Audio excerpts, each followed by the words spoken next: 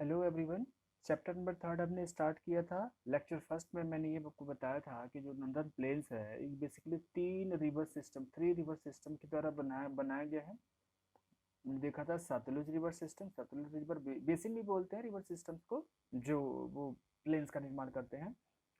Then ये Gangetic plain था, Ganga river basin, then Brahmaputra था। तो फर्स्ट हमने कवर कर लिया था। इस लेक्चर में हम गंगा रिवर बेसिन के बारे में और ब्रह्मपुत्र रिवर बेसिन के बारे में बात करेंगे। तो चलिए स्टार्ट करते हैं। गंगा बेसिन। गंगा रिवर्स को मैंने बताया था कि उत्तराखंड में एक जगह है जिसको बोलते हैं गंगोत्री ग्लेशियर, हिमालय में ही है। वहां से गंगा जो है ओरिजिनेट होती है और ये ढेर सारे स्टेट में फैली हुई है। तो गंगा बेसिन स्प्रेड्स मेनली, ये जो गंगा बेसिन है स्प्रेड फैली हुई है mainly across the state of the Uttar Pradesh, Bihar and the West Bengal. तीन स्टेट में फैली हुई है, उत्तर प्रदेश में, बिहार में, वेस्ट बंगाल में। The Ganga river originates from the Gangotri glacier. ये कहाँ से निकलती है? गंगोत्री ग्लेशियर कहाँ पे है? ये उत्तराखंड में है। The major tributary of the Ganga rivers include the Gandak, Gomti, Ghaghara, Kosi, Chambal, Sindh, Betwa and Son. ये बड़ी रिवर है। तो बड़ी रिवर में अगर कोई छोटी रिवर आके मिलती है तो इसको क्या बोलते हैं? ट्रिब्यूटरी रिवर बोलते हैं। तो गंगा एक बड़ी रिवर हो गई, लॉन्ग हो गई। तो गंगा में ये गंडक, गोमती ये मिलने वाली क्या हो गई? इनकी ट्रिब्यूटरी रिवर्स हो गई जो गंगा में आके मिलती है। The Ganga reverse meets the Yamuna river and it's divide into the several branches. Ganga जो नदी है वो क्या करती है? यमुना रिवर से आके दोनों गंगा नदी थी यहाँ पे, राइट? यहाँ पे इनके में यमुना रिवर आके मिल जाती है। इस कहाँ मिलते हैं? ये मिलते हैं दोनों इलाहाबाद में, जिसको बोलते हैं प्रयाग। दोनों मिलती है वहाँ पे। तो मिलने के बाद में ये बेसिकली मिलने के बाद में इनके क्या होती हैं? दो ब्रांचेज बन जाती है। गंगा गंगा यमुना के मिलने के बाद में जब ये वेस्ट बंगाल में क्रॉस करती हैं तो इस नदी की दो ब्रांचेज बन जाती हैं। एक बोलते हैं हुगली, हुगली नदी जो आपको वेस्ट बंगाल में बहती है, और दूसरी होती है पद्मा जो आपकी ये भी बंगाल से होते हुए बांग्लादेश में चली जाती है।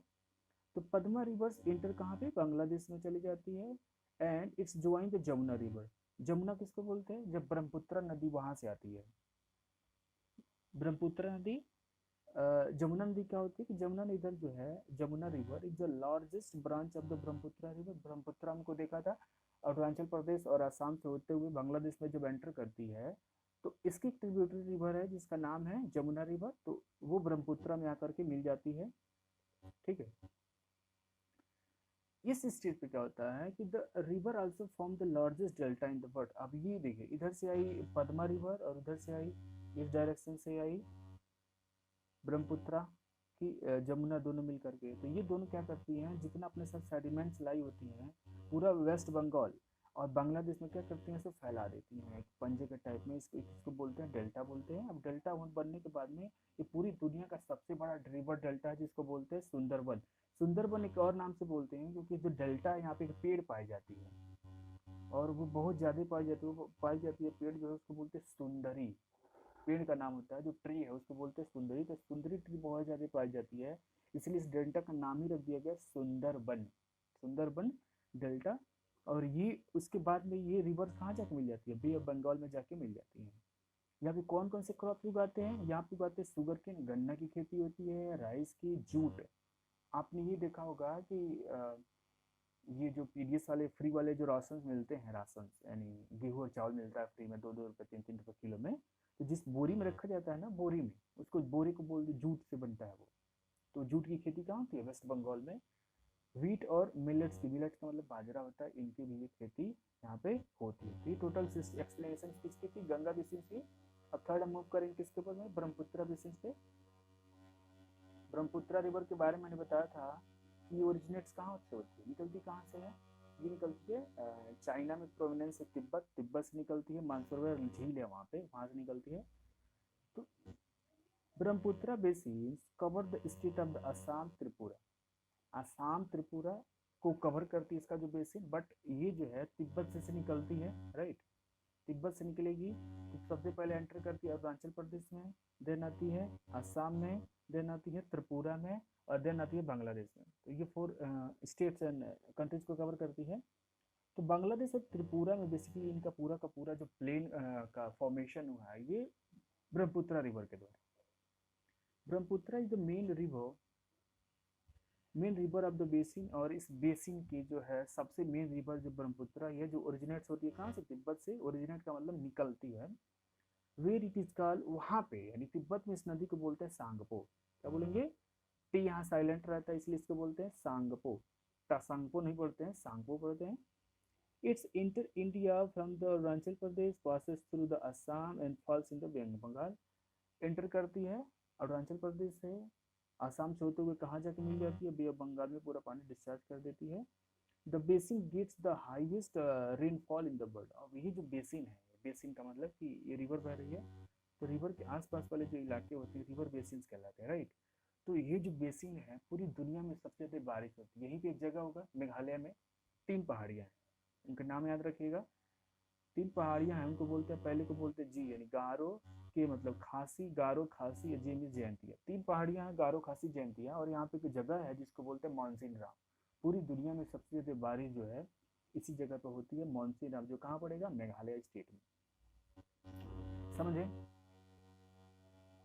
तो बे ऑफ बंगाल सबसे ज्यादा यहाँ पर रेनफॉल होती है पूरी दुनिया में सबसे ज्यादा। और यहाँ पे जूट है, फिर से वही जूट और राइस की खेती होती है यहाँ पे। Do you know northern plains are called rice bowl of the India. Bowl का मतलब कटोरा होता है, तो यहाँ के चावल की कटोरी बोलते हैं। जो नदर्न प्लेन्स है हमारा टोटल, यहाँ पे सबसे ज्यादा चूंकि चावल की खेती होती है इसके लिए बोलते हैं rice bowl of the India. Most of the India's rice grown here. पूरी इंडिया का जो सबसे ज्यादा चावल है यहीं उगाया जाता है। समझ गया।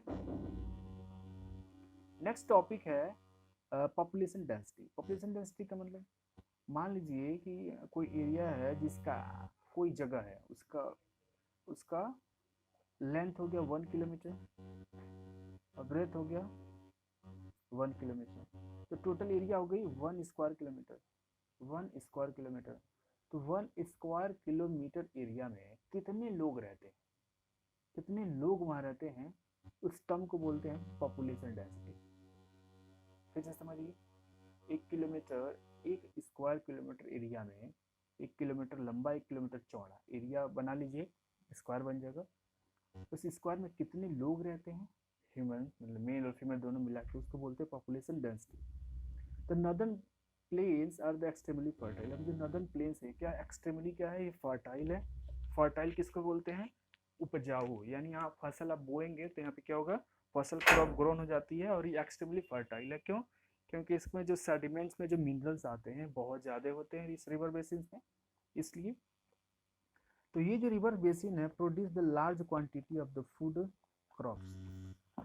अब ये क्या करते हैं कि बहुत ज़्यादा मात्रा में फूड क्रॉप्स का क्या कर सकते, प्रोडक्शन करते हैं। ये जो नदर्न प्लेन्स है बहुत ज़्यादा मात्रा में फूड क्रॉप्स का प्रोडक्शन करते हैं, इसलिए इसको क्या बोलते हैं, फूड बॉल ऑफ इंडिया। इसीलिए इसको कुछ भी आप इसमें उगाएंगे, कुछ भी नहीं, जो भी प्लांट्स है, राइस हो गई, वेट हो गया, जूट हो गया, इनको ग्रो कर सकते हैं यहाँ पे।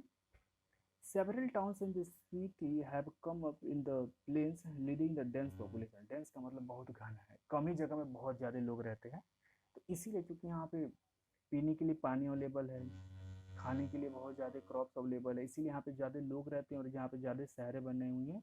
सम ऑफ द मेजर सिटी, कुछ मुख्य शहरों का नाम देख सकते हैं, जैसे जालंधर है, लुधियाना है, चंडीगढ़ है। जालंधर लुधियाना है आपके पंजाब में, चंडीगढ़ चंडीगढ़ में है, दिल्ली दिल्ली में है, मथुरा यूपी में है, हरिद्वार उत्तराखंड में है, आगरा यूपी में है, इलाहाबाद यूपी में है, बनारस यूपी में है, लखनऊ यूपी में है, कोलकाता और डिब्रूगढ़ वेस्ट बंगाल में है, तेजपुर वेस्ट बंगाल में है, गुवाहाटी तेजपुर और गुवाहाटी जो है असम में है। समझ गए। इतने सिटी हो गए यहाँ पे। पॉपुलेशन डेंसिटी मतलब कि 1 किलोमीटर एरिया में बहुत ज़्यादा लोग यहाँ पे रहते हैं। फिर से जो गंगा हमारी रिवर है, ये कुछ कारणों से क्या हो गई है, पॉल्यूट हो गई। पॉल्यूट का मतलब कि अब चूंकि बहुत ज़्यादा पॉपुलेशन डेंसिटी है तो लोग क्या करते हैं, उनके घरों का जो कचरा पानी होता है, अगल बगल में इंडस्ट्री लगी हुई है, तो इंडस्ट्री में जो खराब पानी है, फिर से जितने भी कचरे होते हैं वो क्या करते हैं, लोग जो है इंडस्ट्री लोग और घर के कूड़े कचरे ला करके वहाँ पे नदियों में डाल दिया जाता है। तो नदियों में गंगा नदी में डाल दिया गया, तो गंगा नदी क्या, इंडिया की बहुत सारी नदियां ऐसे क्या हो गई, पॉल्यूट हो गई। तो गवर्नमेंट ने क्या प्लान किया कि हमको गंगा जो रिवर है, अब रिवर तो है, हम तो पॉल्यूट कर दे रहे हैं, लेकिन उस रिवर में बहुत सारे जीव जंतु रहते हैं, मछलियाँ रहती हैं, केकड़े रहते हैं, बहुत सारे जीव जंतु हैं जो एक्वेटिक एनिमल्स है, वो क्या हो सकते हैं, उनकी उससे डेथ हो रही है।